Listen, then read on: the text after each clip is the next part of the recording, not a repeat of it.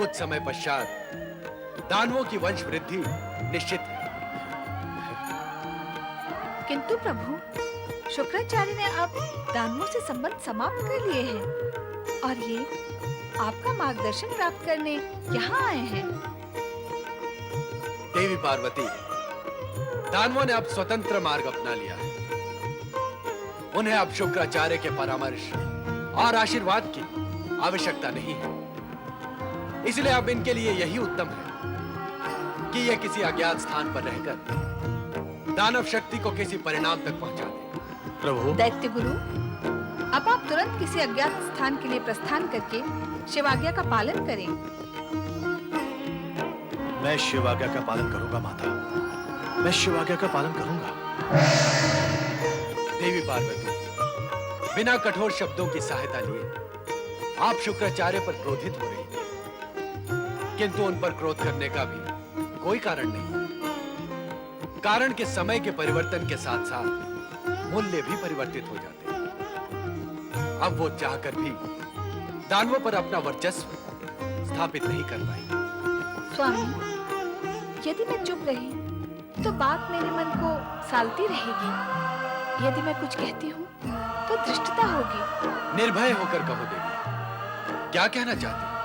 एक ओर तो आप शुक्राचार्य को अशक्त बनाकर उन्हें अज्ञातवास में जाने का आदेश देते हैं, किंतु दूसरी ओर दानवों के उत्कर्ष का मार्ग भी प्रशस्त कर रहे हैं। क्या यह उचित है? इस विषय में हम तुमसे पहले ही चर्चा कर चुके हैं। हम जानते हैं कि दानवों के प्रति तुम्हारे मन में असीम रोष है। इस रोष के विस्फोटन का अवसर तुम्हें अवश्य प्राप्त होगा। यह व्यर्थ नहीं जाएगा। शीघ्र ही एक ऐसा असाधारण प्राणी जन्म लेगा जो दैवी शक्ति के प्रयोग को उत्तेजित करेगा।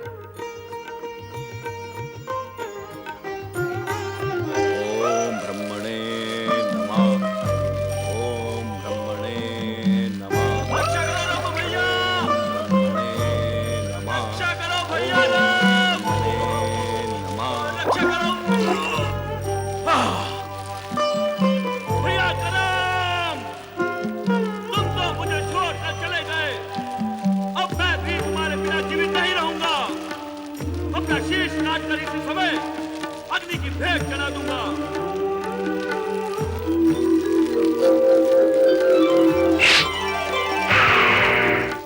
नहीं रम, हम तुम्हें आत्महत्या नहीं करने देंगे। अब मैं जीवित रहकर क्या करूंगा अग्निदेव? मेरे पिता और मेरा भाई दोनों मेरा साथ छोड़कर चले गए। अब दानवों के उत्कर्ष की भी कोई संभावना नहीं है, इसीलिए आप मुझे समाप्त हो जाने दें। नहीं रंभ, नहीं। आशा का त्याग मत करो। तुम्हारा अब तक का तप व्यर्थ नहीं जाएगा। समय आने पर तुम एक अति चमत्कारी पुत्र के पिता बनोगे। तुम्हारा वो पुत्र दानवों का नाम अमर करेगा। कैसे करेगा? कहां से आएगा पुत्र? अब तक तो मेरा विवाह भी नहीं हुआ है, तो पुत्र कहां से उत्पन्न होगा? जो असंभव है उसे संभव कैसे बनाया जा सकता है? क्या तुम्हारा विवाह होना असंभव है? क्या पुत्र की उत्पत्ति असंभव है? सुनो रंभ, अब शीघ्र ही तुम्हारे जीवन में एक स्त्री प्रवेश करेगी। वही तुम्हारे होने वाले महान पुत्र की माता बनेगी। जय हो, जय हो अग्निदेव की जय हो, जय हो अग्निदेव की जय हो, अग्निदेव की जय हो।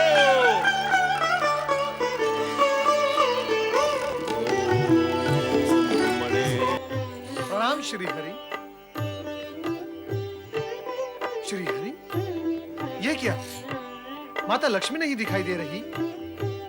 मैं तो आप दोनों के दर्शन की अपेक्षा से यहाँ आया था। देवी लक्ष्मी का पता तो हमें भी नहीं है नारद। क्या?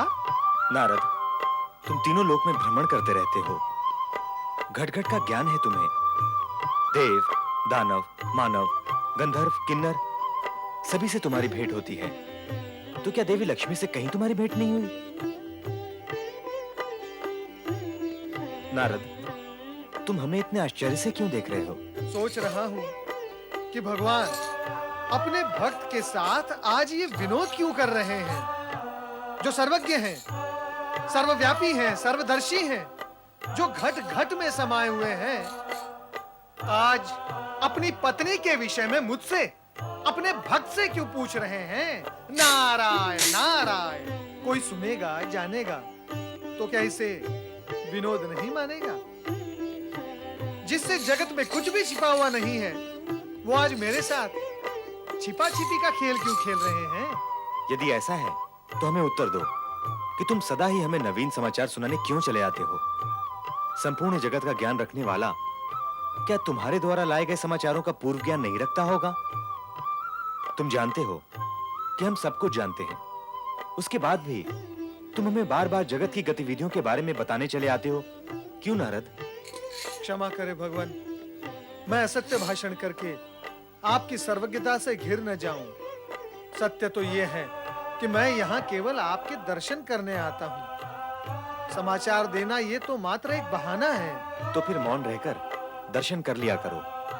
इधर उधर की सारे जगत की बातें बनाकर व्यर्थ ही परिश्रम क्यों करते हो नारद? नहीं भगवान, ये मुझसे नहीं होगा। मौन रहकर मैं दर्शन कर ही नहीं सकता। वाणी की सहायता से मिलने वाला चक्षु सुख वर्णन से परे है। आप तो केवल मुझे ये बताएं कि माता लक्ष्मी है कहाँ? नारायण नारायण। ये क्या प्रभु, क्या आप मेरे धैर्य की परीक्षा ले रहे हैं अथवा रहस्यमय वातावरण की सृष्टि कर रहे हैं? जो कुछ भी कर रहे हैं उसका प्रयोजन तो बताएं। श्री हरि, आपका एक कैसा विनोद है? आप बताते क्यों नहीं कि माता लक्ष्मी है कहाँ? इतने व्यग्र क्यों हो रहे हो नारद? यदि हमें तुम्हें बताना होता तो अब तक बता चुके होते। अब तक नहीं बताया, इसी से तुम्हें समझ लेना चाहिए कि बताना आवश्यक नहीं है। प्रभु, मैं आपका निकटतम और परम भक्त हूँ, क्या मुझसे भी दुराव किया जाएगा? प्रश्न दुराव छुपाव का नहीं है नारद, स्थिति की गंभीरता का है। हम चाहते हैं कि तुम स्वयं देवी लक्ष्मी का पता लगाओ और सत्य को जानो, और पता लग जाने पर हमें भी सूचित करो कि तुमने क्या जाना और क्या समझा। हाँ देवी लक्ष्मी, भगवान भोलेनाथ ने ऐसा ही संकेत दिया है कि दानवी शक्तियों को संतुलित व दंडित करने के लिए हमें दैवी शक्ति का प्रयोग करना ही होगा। हमें अर्थात हम तीनों देवियों को, देवी सरस्वती, तुम्हें और मुझे? हाँ देवी लक्ष्मी। तात्पर्य यही हुआ कि ब्रह्मा, विष्णु और महेश अपना कार्य और दायित्व हम तीनों को सौंपना चाहते हैं। अब तक जो कार्य वे कर रहे थे, अब वही कार्य हमें करना होगा। इसमें भी कोई रहस्य? मैं तो इसे शिवलीला कहती हूँ, और शिवलीला को समझना मेरे लिए भी कठिन है। कठिन है? हाँ, कारण कि एक ओर वे दानवों के विनाश को प्रोत्साहित करते हैं, तो दूसरी ओर दानवों का उत्थान भी चाहते हैं। भोलेनाथ दानवों का उत्थान चाहते हैं? पर क्यों? वे ही जाने क्यों।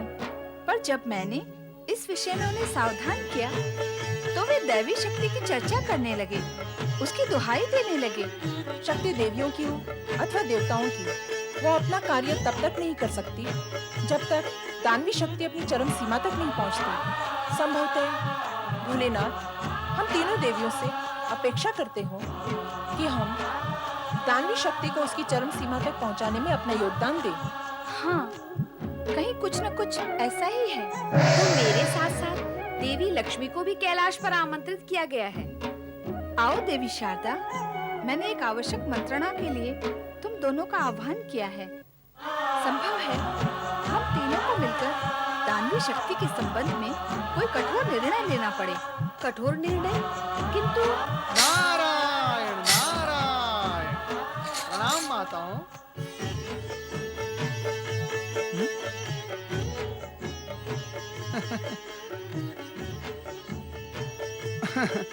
मैं अपनी इच्छा से यहाँ नहीं आया हूँ माताओं। तो वो कौन है जिसकी इच्छा से तुम यहाँ आए हो? नारायण नारायण। भगवान श्री हरि विष्णु की इच्छा से मैं यहाँ आया हूँ। आने का प्रयोजन? माता लक्ष्मी की खोज।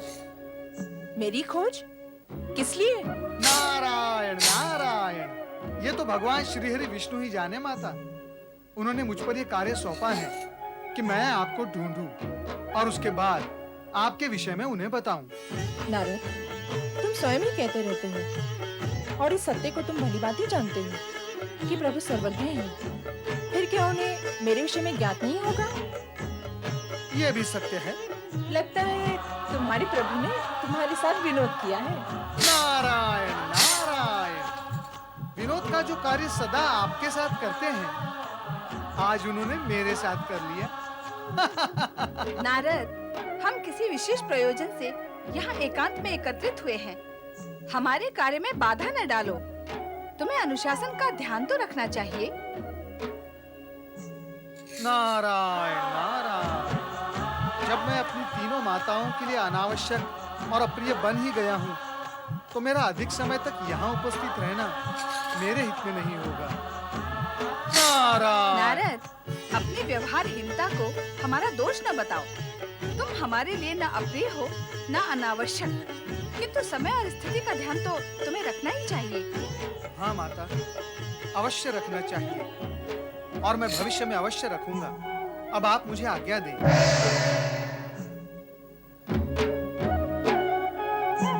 लगता है हमारे व्यवहार से नारद को पीड़ा पहुंची है। नारद को पीड़ा पहुंचाना हमारा प्रयोजन नहीं था, किंतु नारद को स्थिति पर विचार तो करना ही चाहिए। मैं देख रही हूँ कुछ समय से नारद हमारे स्नेह और अपनी स्वतंत्रता का दुरुपयोग करने लगे हैं। इसीलिए जो हुआ ठीक ही हुआ। अब उनकी चर्चा छोड़कर हमें अपने मूल विषय पर आना चाहिए।